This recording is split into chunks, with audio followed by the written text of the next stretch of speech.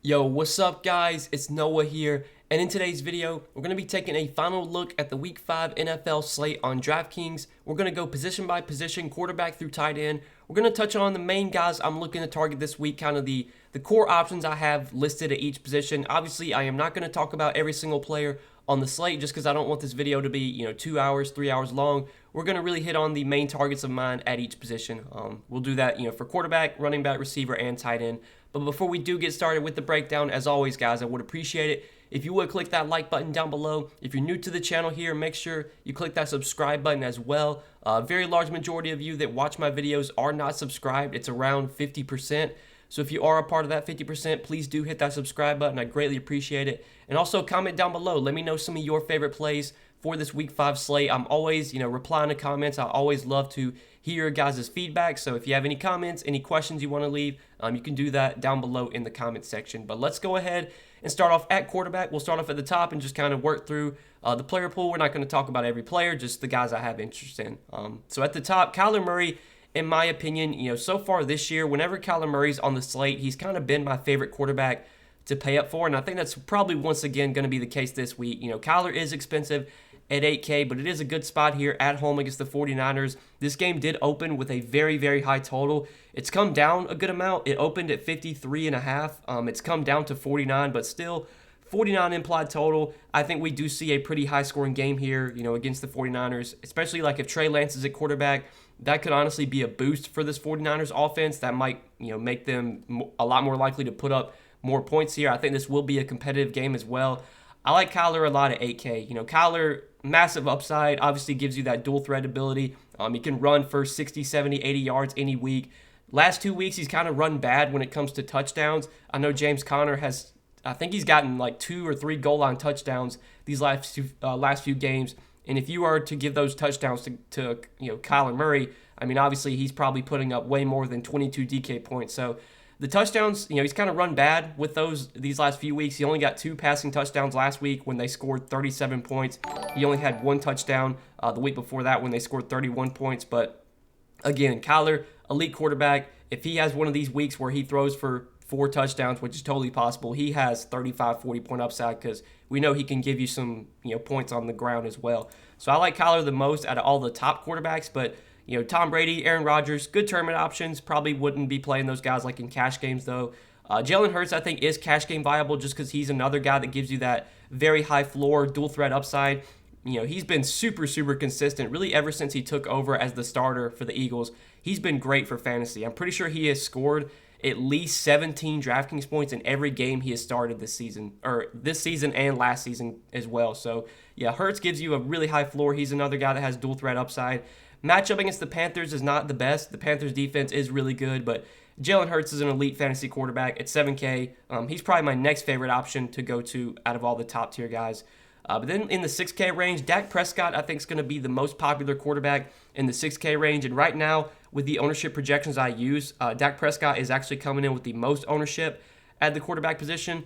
I think that's probably going to be, that should be true. I don't know if he'll be the highest owned, but he'll probably be the second highest owned. We'll have to see if Trey Lance winds up being the starter. I think if Trey Lance starts this week, Trey Lance will probably be the most owned quarterback. But, 6,900 for Dak Prescott is definitely too cheap in a good matchup against the Giants at home where he's always played well. Right now, this Cowboys-Giants game, highest total on the slate, 52 total.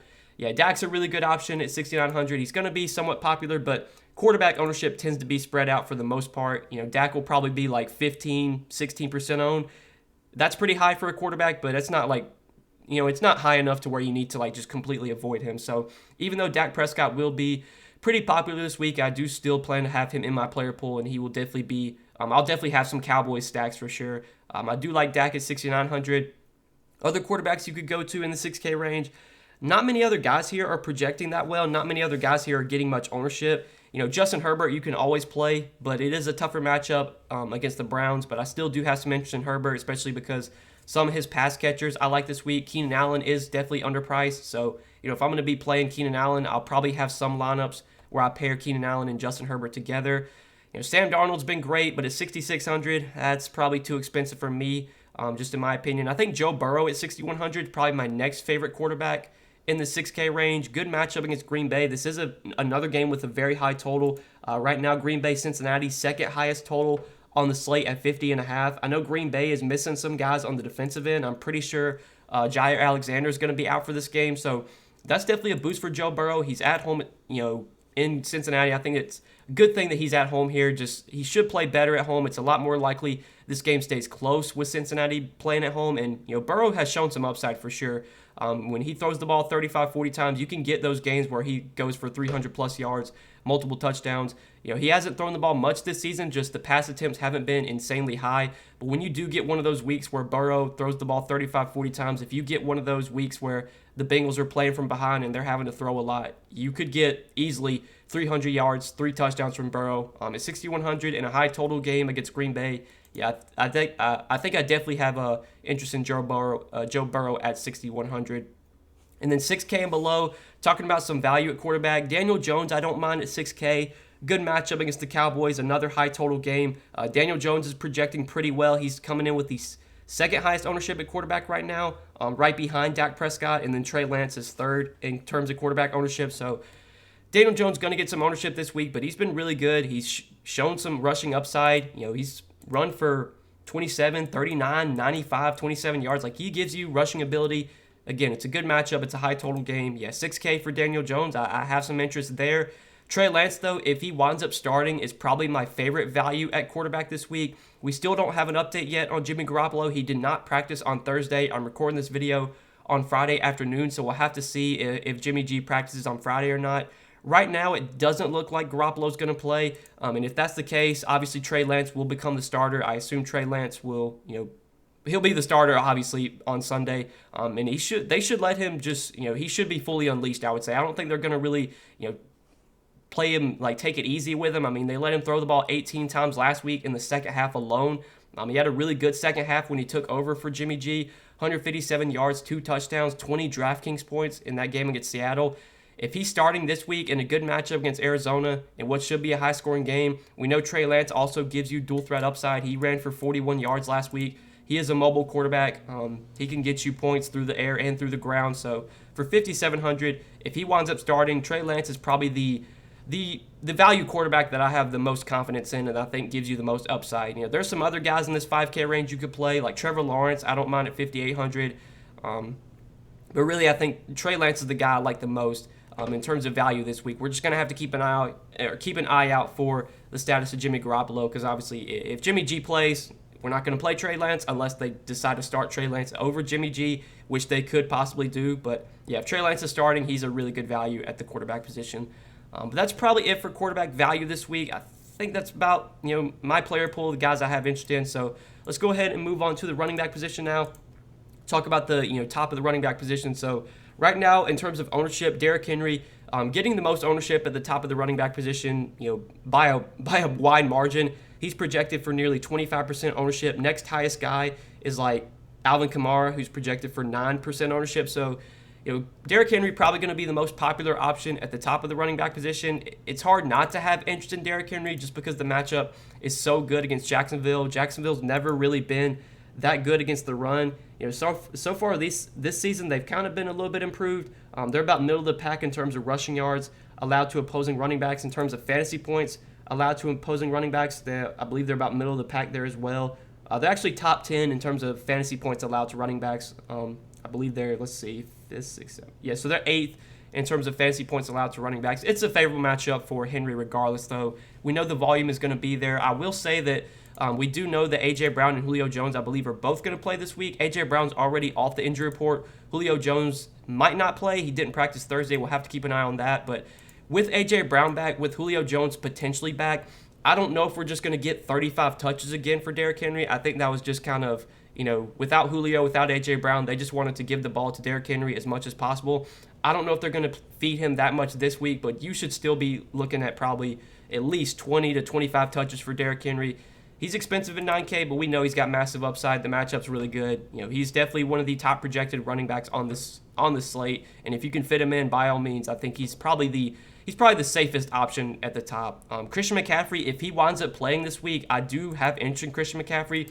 In my opinion, when Christian McCaffrey is healthy, he's the number one running back in fantasy and that goes for every week. I don't care who's priced above him, who's priced below him. Christian McCaffrey is probably going to be one of the top projected options at running back every single week when he's healthy. But the concern right now is we just don't know his health. It looks like he did go through Friday's practice without any setback, so that's at least positive. That's a positive outlook for his status for Sunday. My best guess is that Christian McCaffrey does play Sunday. We don't really know, though, if he's going to be 100%, if he's going to be full go. But if we can get some clarity there, if we do know that Christian McCaffrey is going to be 100% Sunday, yeah, 8,700 for Christian McCaffrey. I mean, sign me up all day. I definitely like Christian McCaffrey at the top as well if he does wind up playing this week. And then Dalvin Cook, I think, is the next guy I'd be looking to at the top. He's also questionable. He did not practice Thursday. I assume Dalvin Cook will play this week, but this is going to be another thing we have to monitor. If he does play, good matchup for him at home against the Lions. Dalvin Cook's another guy you could definitely pay up for at the top. Henry, CMC, Cook are my three favorite options, like of all the running backs, like 6 or 7K and above. But then down to some of these other options, I think Zeke in a good matchup against the Giants at home. Yeah, Zeke and Barkley, I think both are viable. Probably more tournament plays, but they're guys you could definitely use. I mean, they're both projecting in terms of ownership. You're coming in with right now 15% ownership for Saquon, 11% for Zeke, which is a little bit higher than I thought. But those guys are still guys I would definitely be considering in tournaments. Najee Harris just continues to get massive volume on a weekly basis. The matchup against Denver is not great. The game environment's not great either. This Denver Pittsburgh game has one of the lowest totals on the slate, but you're just going to get a ton of opportunity for Najee. 15 touches week 2, 28 touches week 3. He got 21 touches last week. We know he's going to get great usage in the passing game. We know he's going to be on the field for almost every single snap. At 6,900, yeah, Najee Harris, good option for sure. In the 6K range, Nick Chubb, I like a lot in tournaments. I think Nick Chubb is going to be very low owned this week, and right now he's only projected for 4% ownership. There's a lot of guys priced around him that project better, just that are projecting for more points. That's automatically going to make Chubb's ownership low. In a good matchup against the Chargers have been really, really bad against the run this year. In terms of fantasy points allowed to opposing running backs, I'm pretty sure they're top 10 in that regard. And rushing yards allowed to opposing running backs, they're also top 10 there. They've allowed 457 rushing yards to running backs, which is 5th highest in the league. It is definitely a good matchup for Nick Chubb. Nick Chubb really hasn't popped off yet this season, but we know that big game is coming at some point. Like, he just gets so much usage. He's going to get so many carries. He's probably going to get at least 18 to 20 carries that one of these weeks you're going to get 125 yards and 2 touchdowns from Nick Chubb, and it could definitely happen this week. And if nobody's going to play him, yeah, 6,700, I will for sure have Nick Chubb in my player pool. He's definitely a guy that I'm targeting in the 6K range. There's a lot of guys questionable, though. Like, I know Joe Mixon's status is kind of up in the air. We'll have to see if he plays or not. I don't know if I really have much interest in many of these 6K running backs outside of Chubb, but we'll definitely need to keep an eye on the status of Joe Mixon. That could definitely give us some value if he gets ruled out. James Robinson's another guy, or probably the last guy in the 6K range I would be targeting. He did play like over 90% of the snaps once again last week. I'm pretty sure a large majority of that was due to Carlos Hyde being inactive. I don't think Carlos Hyde's going to be out this week. I think Hyde's off the injury report. He should be playing. I'm pretty sure, yeah. So Carlos Hyde's going to play. So we might not see James Robinson play 90% of the snaps again, but the volume should at least be there. Even if he doesn't play 90+% of the snaps, he should still be looking at probably 15 to 20 touches. He got 21 touches week 3 against Arizona. He got 19 touches last week against Cincinnati.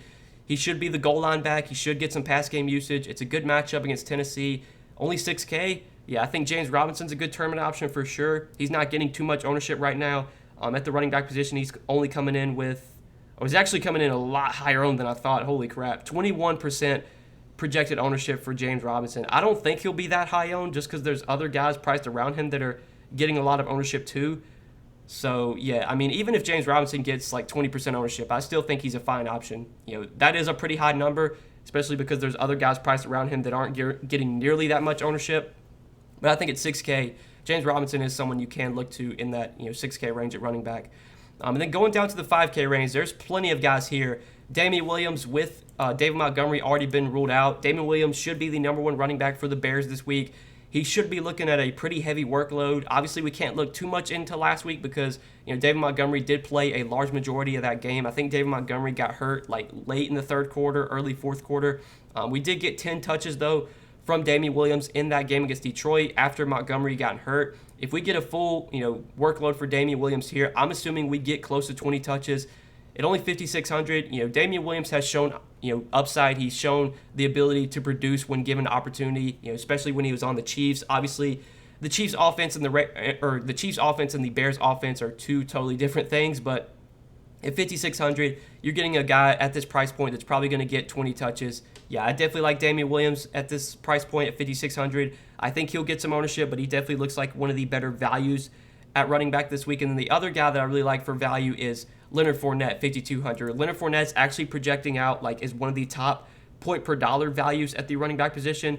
And it kind of makes sense. He's been getting the volume. He got 23 touches last week against New England. Gio Bernard did miss that game, and I think Gio Bernard is off the injury report. Like they said, he's going to be good to go. I'm pretty sure I saw that reported on Twitter. So with Gio Bernard expected to play, do we get 23 touches again from Leonard Fournette? Probably not, but I think we still do get like 15 to 18 touches. I think he'll be the number one back at least. I think he'll get all the goal line work. It's a good matchup against the Dolphins. The Dolphins have also struggled a lot against the run this year. They're third in terms of rushing yards allowed to running backs, 495 rushing yards allowed to RBs. In terms of fantasy points allowed to running backs, they're fourth in that regard. So it's definitely a favorable matchup for Leonard Fournette. He's getting the volume right now. He is clearly the number one back for the Buccaneers. He's definitely way ahead of Ronald Jones. Obviously, Gio Bernard's just going to be used like in pass down situations. And Fournette is still going to get some pass game usage as well. We know they'll still use him in the passing game. So yeah, 5,200 for Leonard Fournette. Now that he is pretty much clearly the number one running back from Tampa Bay, he's definitely too cheap. He's projecting as one of the top values at running back. He's going to be popular, but I think in cash games you're probably going to play Leonard Fournette. In tournaments, do you need to just like go all in on him? I don't think so, but I would still have him in my player pool, even though he is going to be very popular. But before we do move over to wide receiver, I want to give a quick shout out to PrizePicks, guys. PrizePicks is the sponsor of this video. If you want to check out PrizePicks, you can sign up over there. Link down below in the description, or just use promo code NOAH when you sign up for PrizePicks. PrizePicks is very simple. It's a over or under kind of player prop based game. It's not like Draftkings where you're having to build out a lineup. They have their board, and you basically just pick whether you think a player goes over or under their projection. And I want to give you guys a couple of picks I like for this week 5 slate. One pick is not on the Sunday main slate. Just want to get that out of the way, but I did want to give you guys this one because I do like this pick a lot. 17.5 receiving yards for Mike Davis. Obviously, the Falcons play in London Sunday morning, so if you want to get this pick in, make sure you get it in before the game starts Sunday morning. Right now, they only have Mike Davis projected for 17.5 receiving yards. I like the over a lot there. We already know that Calvin Ridley is going to be out for the Falcons, and I'm pretty sure Russell Gage is out as well. So the Falcons are going to be missing two of their top receivers. I think we're going to see more involvement in the passing game from Mike Davis. I think we're going to see Kyle Pitts get a lot of targets. If you want to take his overs, you could. Cordell Patterson will probably be involved as well. He's coming off some big games. I guess if you want to take his overs, you could. But 17.5 receiving yards for Mike Davis, I think that's just way too low of a projection. I'm pretty sure he's gone over this projection in like 3 of their 4 games already. And now when you factor in that there's no Ridley, there's no Russell Gage, there should be even more opportunity in the passing game for Mike Davis. So 17.5 receiving yards. I like his over on PrizePicks. And then there's 2 other running backs, the 2 that we just mentioned, Leonard Fournette and Damian Williams. So right now, Damian Williams, his projection, it's pretty low. I think it's 12 fantasy points last time I checked, and I don't think it's moved. So let's see if I can find Damian Williams. Let's see, where's he at? Okay, there he is. 12 fantasy points for Damian Williams. Looking at the projections that I use, there he's projected for a lot more than that. He's projected for like 15.5 is his projection right now. So the projections I use, like the over here, and I'm kind of siding with the over as well. I think we're going to see Damian Williams be I don't want to say a workhorse running back, but he should definitely get probably 15 to 20 touches. He should get some pass game usage on PrizePicks. Their fantasy scoring is very similar to DraftKings. It's full PPR. So, if Damian Williams catches a couple passes, that's going to be super beneficial because it is full PPR scoring on PrizePicks. Over 12 fantasy points. That's another pick I like for Damian Williams on PrizePicks. And then the last one, Leonard Fournette, 13 fantasy points. I like the over there as well. Again, Fournette's projecting for a lot more than 13 fantasy points. He's coming in with a projection of 16.5. So the projections I use are siding with the over there, and I like the over as well. I think Leonard Fournette's clearly the number 1 running back for Tampa Bay right now. He should get all the goal line work. He should get some pass game usage. I think 15 to 20 touches is very likely. It's a good matchup against Miami, who struggled against the run this year. So these are 3 picks I do like on PrizePicks. Over 17.5 receiving yards for Mike Davis. Remember, that game is the London game, so just get that pick in before Sunday morning. And then over 12 fantasy points for Damian Williams, over 13 fantasy points for Leonard Fournette. If you want to do like a 3-pick power play, a 3-pick flex play, whatever you want to do, you could do a 3-pick flex play or power play. That would pay out 5x. So even if you put just like $20 on this and you hit all 3 picks, that would pay out $100. Easy as that. So you can check out Prize Picks, guys. You can tail me on these picks, or you can make some other picks for yourself. But if you do sign up for Prize Picks, be sure to use promo code Noah when you sign up over there. You'll get your first deposit matched up to $100. But let's go ahead and move on to wide receiver now. Talk about the wide receiver position. Just gonna try and go through this one rather quickly. Wide receiver is a position where a lot of times there's just a lot of guys you can play, especially at the top. Like really all these top tier receivers are going to be playable in tournaments every single week. If I had to pick one of the top tier receivers to play like in single entry or cash games, I think Davante Adams would be the guy I would be targeting there. Right now he's projecting for the most ownership, but I think, like in cash games, he would probably be the receiver I'd want to be paying up for.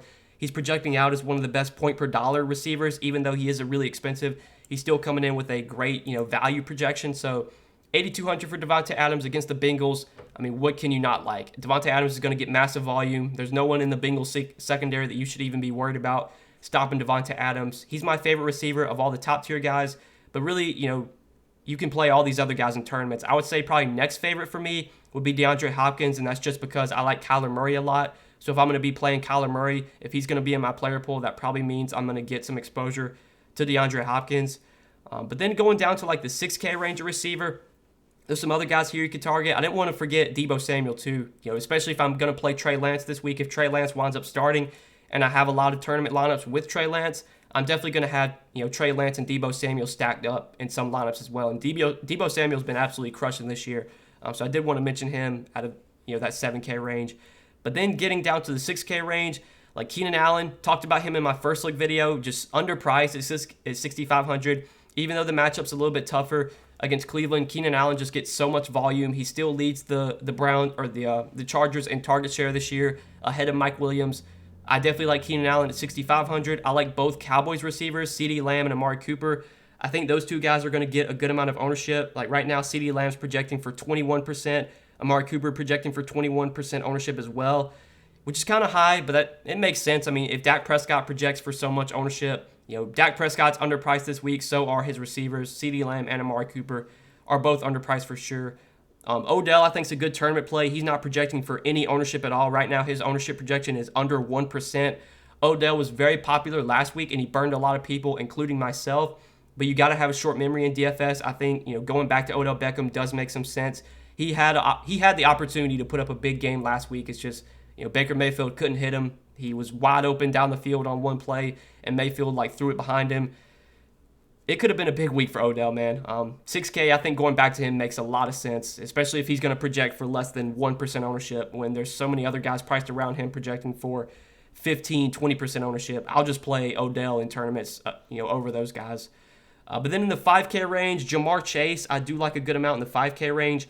His ownership right now is at 7%. I think that feels about accurate. No Jair Alexander for Green Bay. I think Green Bay's missing some other guys on the defensive end as well. This is a game with a high total. We already talked about Joe Burrow and how I do have some interest in Joe Burrow in tournaments. I think stacking him up with Jamar Chase is for sure something you can do. T. Higgins, I think, is going to be back this week, but that shouldn't keep Jamar Chase from producing. Jamar Chase is still, in my opinion, probably the number one receiver for the Bengals, even with T. Higgins expected back this week. But other 5K receivers, Antonio Brown at 5,200, I think looks like a really good option. He's projecting out as a pretty good value at wide receiver.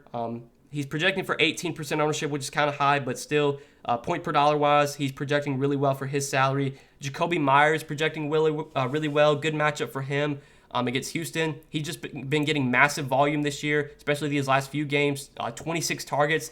These last 2 games, he is clearly Mac Jones' go-to guy right now. New England's not really that good. I mean, Houston's not good either, but we're going to see New England playing from behind a lot of weeks. We're going to see them throwing a lot most weeks, and clearly Jacoby Myers is kind of the number one target for Mac Jones. So Jacoby Myers, Antonio Brown, those are 2 guys I have some interest in the 5K range.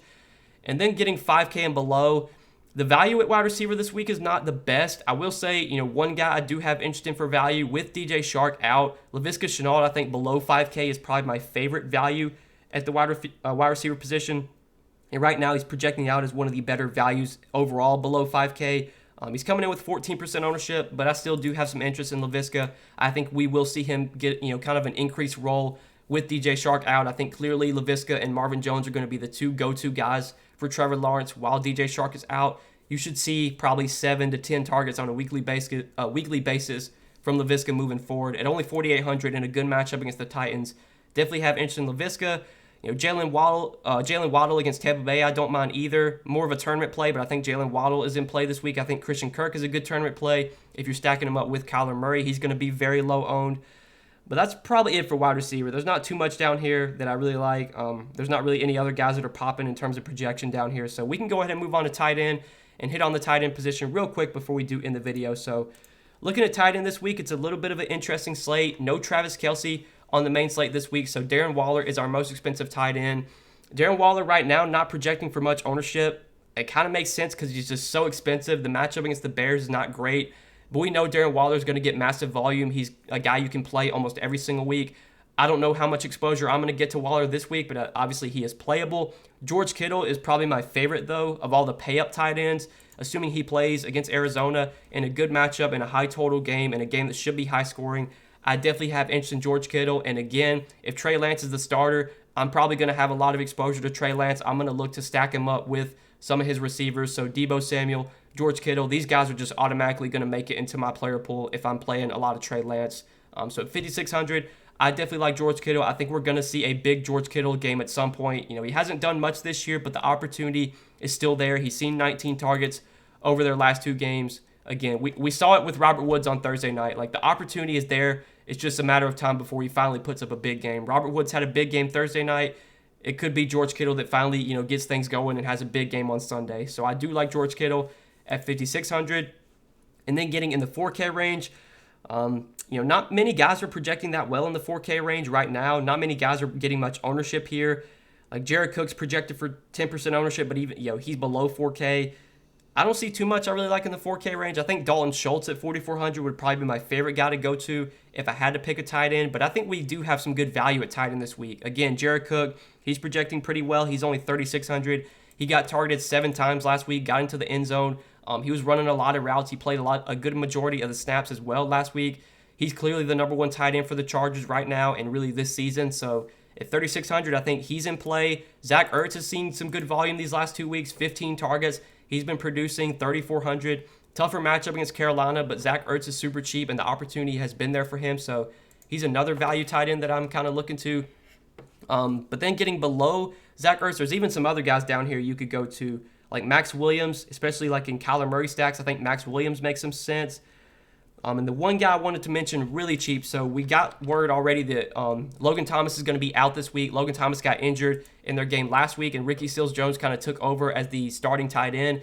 He only got 4 targets, only had 2 catches for 19 yards, but they've already come out and said that he's going to be like an every down tight end, and I'm pretty sure he was like an every down tight end after Logan Thomas got hurt last week. He's only 2,500. He's the stone minimum for a tight end. Let's see what his ownership is right now. So he's projecting for 11% ownership, but he's still projecting as one of the better values at the tight end position. If I sort by value, Ricky Seals-Jones is coming in. So he's coming in 4th in terms of just point per dollar projection, behind Evan Ingram, Cameron Brate, Darren Waller, and then Ricky Seals-Jones is 4th. So I think at 2,500, if you really just want to punt the tight end position, I think Ricky Seals-Jones makes some sense as a value tight end. And yeah, you could even go to like Evan Ingram. He was pretty involved last week, another guy that didn't really do much, but he got 6 targets.